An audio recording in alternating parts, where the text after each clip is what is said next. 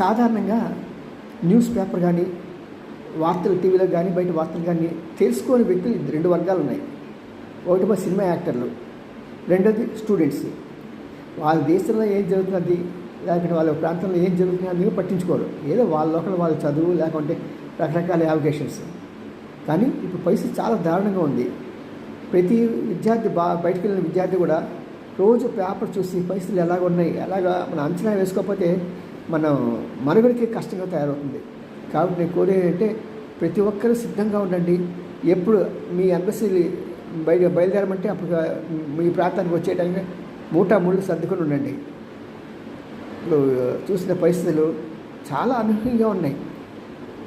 ఎవరో 2 చిన్న చిలిపి తగాదా ఏంటంటేనే అలాగా గతంలో జరిగిన ఘోరంతో ప్రపంచ యుద్ధం రావడానికి అవకాశం ఉందా అంటే 90%